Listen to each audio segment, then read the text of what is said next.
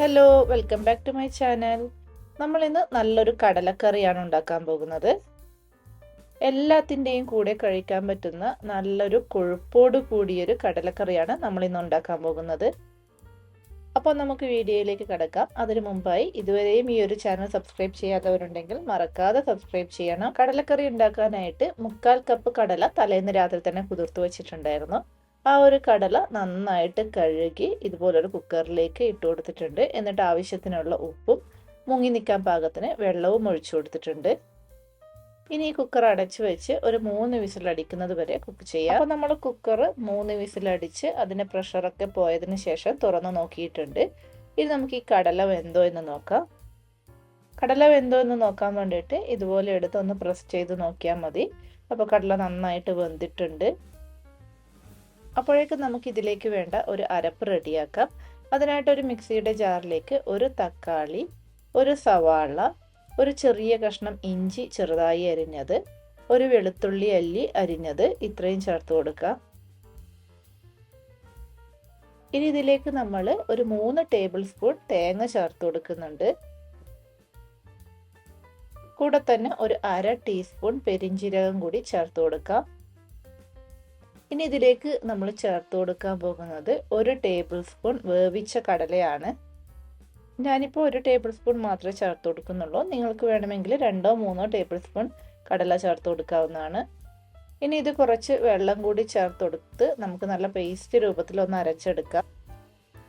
ഇപ്പോൾ ഇത് നമ്മൾ നല്ല പേസ്റ്റ് രൂപത്തിൽ അരച്ചെടുത്തിട്ടുണ്ട്. തക്കാളിയുടെ ആ ഒരു കളറാണ് ഇതിന് കിട്ടിയിട്ടുള്ളത്. അല്ലാതെ നമ്മൾ മുളക് പൊടിയൊന്നും ചേർത്ത് കൊടുത്തിട്ടില്ല. ഇനി നമുക്ക് കടലക്കറി ഉണ്ടാക്കാനായിട്ട് ഇതുപോലൊരു ചട്ടി ചൂടാകാൻ വെച്ചിട്ടുണ്ട്.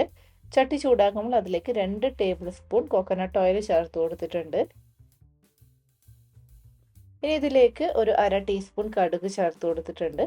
നമുക്ക് ഈ കടുക് നന്നായിട്ടൊന്ന് പൊട്ടുന്നത് വരെ വെയിറ്റ് ചെയ്യാം.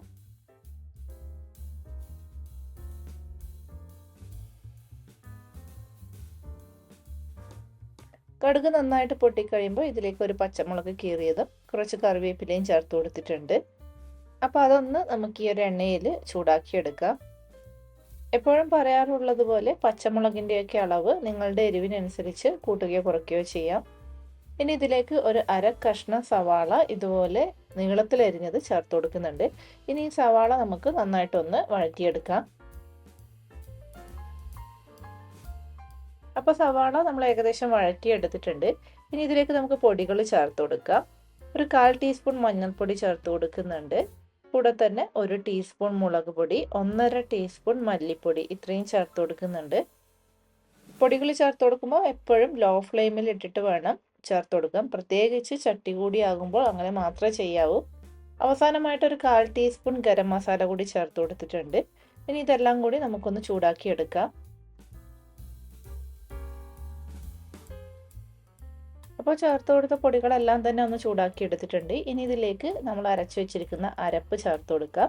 കൂടെ തന്നെ ആ മിക്സിയുടെ ജാറിലേക്ക് ഒരു 1/4 കപ്പ് വെള്ളം കൂടി ചേർത്ത് കൊടുത്ത് അതുകൂടി ഒഴിച്ചു കൊടുക്കുന്നുണ്ട്. ഇനി ഇതെല്ലാം കൂടി ഒന്ന് മിക്സ് ചെയ്ത് കൊടുക്കാം.